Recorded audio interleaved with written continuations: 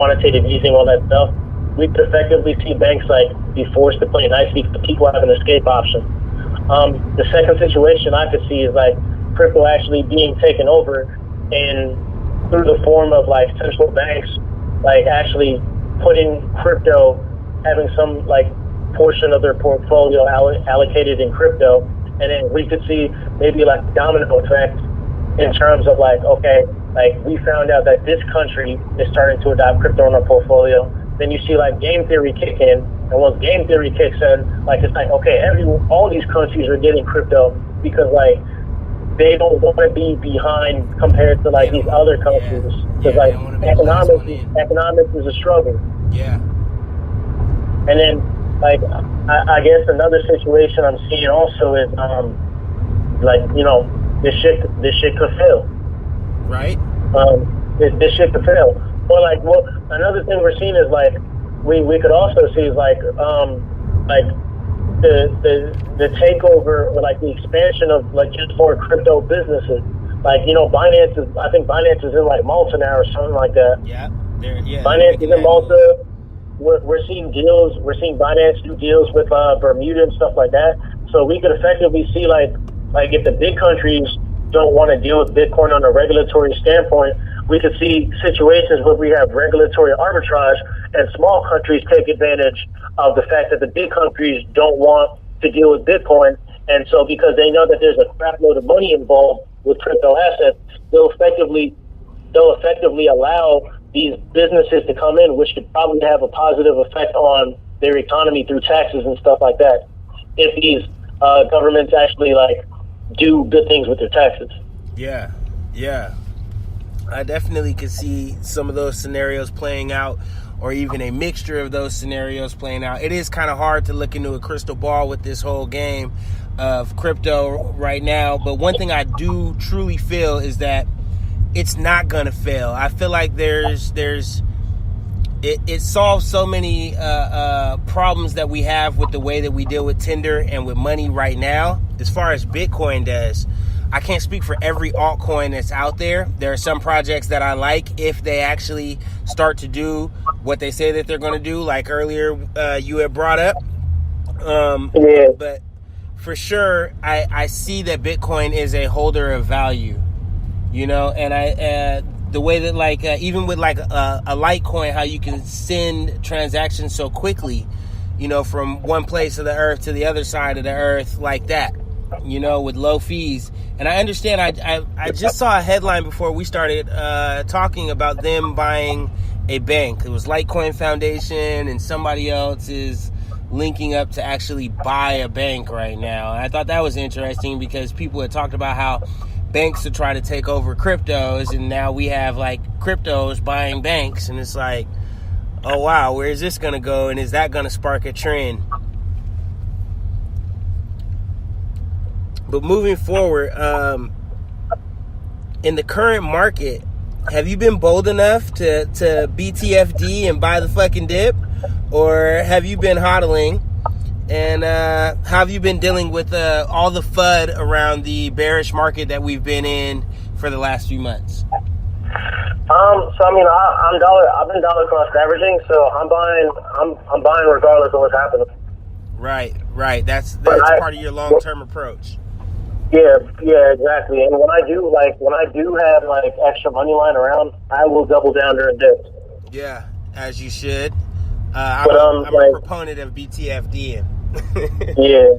And hodling. Honestly. I'm big on hodling too. Yeah. But I tell people, not as advice wise, but you know, like it just kind of makes sense to buy things on sale, right? Exactly. Especially if you believe in, if you DYOR, you've done your own research and you've looked up the project and you're confident about the team and you're confident about their roadmap and their white pages and you're looking over the charts and it makes sense. Why not BTFD? Why not buy the fucking dip and treat yourself to a sale? Everybody loves the sale. It's only American. Exactly.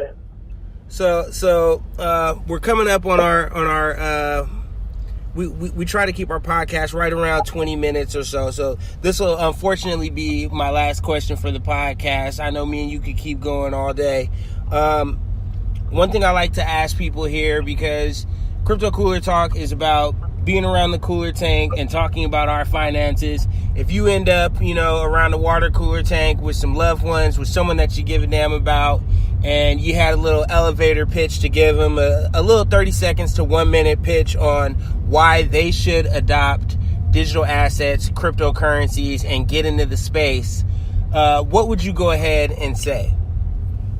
I mean, I would, like, is this to the layman? Who am I speaking to? Yeah, this is somebody who doesn't necessarily understand everything about it. They've probably just been hearing Bitcoin here and there. They got Cash App, and it asks them if they want to buy BTC, and, they find out that you know something about it. So, I mean, I just finished the conversation with one of my fraternity bros, and I was telling him, I was like, look, like, you should at least put 1%, maybe less than 1% of your portfolio into Bitcoin or some form of digital asset, because there was a study done by ARK Invest that showed that the correlation between Bitcoin and traditional equities and commodities is pretty damn low. It's around zero. Like, I think like 0.2, 0.3, something like that. And basically, like, correlation kind of measures like, okay, when this asset moves in terms of price, do these other assets move? And the correlation was so low that people ventured to say, like, if we were to have a recession, like, every single asset class like Bitcoin, every single traditional asset class would not be affected by, like, my bad, run it back. Every single asset class would be affected by a recession except Bitcoin. So you're putting your money, you're investing in something that, like, virtually is not being affected by a recession. So if a recession were to happen, ideally, based off of the research, you would be good. Based off of current research that's come out recently, if a recession were to hit, bam, hard hitting tomorrow, some kind of bubble blows up, and we're in a big recession, Bitcoin is damn near recession proof, according to a study that has recently come out. According to a study conducted in 2013 by ARK Invest, it has the lowest correlation of any asset class when it's compared to other asset classes like commodities and stuff like that. So if we were to have a recession, it would most likely have little to no effect on the price of Bitcoin. Awesome. I think that's a great pitch to give somebody, because that really lets them see, oh wow, this is somewhere that is a placeholder for value.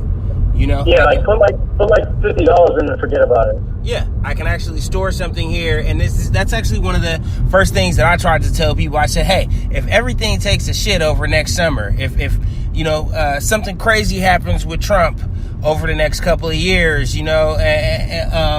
wouldn't you rather be the guy that's able to go to the store and get a couple of things because you set $100 over here in BTC, and you set $100 over here in LTC, and you just set it and forgot about it, like you were going to just drink it away on a weekend, or you were going to smoke it away, or you were going to trick it off on some bullshit, but instead you just, held up one weekend and set it away over there, so that way on a rainy day, you knew, oh, it's okay, guys. Everybody calm down. Turn on the phone.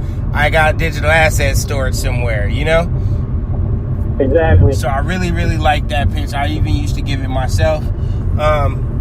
We're at 24 minutes. I'm out of minutes. I try to keep them right around 22 minutes. Thank you so much, Norm, for coming on to the show. I really appreciate you, Norman. You really did a great job breaking down, everything inside of this crypto space, as far as from the idea of just a everyday investor and businessman and entrepreneur. We at Crypto Cooler Talk wish you all the best in everything that you're doing. Please continue to be a friend of the show. I'm going to stay in touch with you a lot, man, because I love everything that you're doing. Kudos to you. And folks, basically, I just wanted you guys to see, everyday hardworking people getting into the space, making a smart move to invest in themselves, to invest in their future, and to the main thing I hope that you get out of this is how knowledgeable he is about the space, how much time that he spent doing his own research on something that he's investing his money into, because I really cannot encourage you guys enough. The show isn't about giving out financial advice, but if there is any advice that I'm giving you, it's to do your own research. And I think the reason I had Norman come on is because he's a great example of somebody who questions things. He isn't just an evangelist for the space. He really does his own research and really gives you guys how he feels about what's going on. And so I wanted to just bring you guys an example so you guys can hear that. Thank you for listening to this show. This has been CryptoCoolerTalk.com. Thank you so much for coming on to the show, bro. Please come back later on. We'll review with you later on, man. Yeah, bro. All right, man. Safely out here. Thank you so much, man. All right. All right. You have a good evening. You too. All right, and we are out. All right. Girl, you must be trading.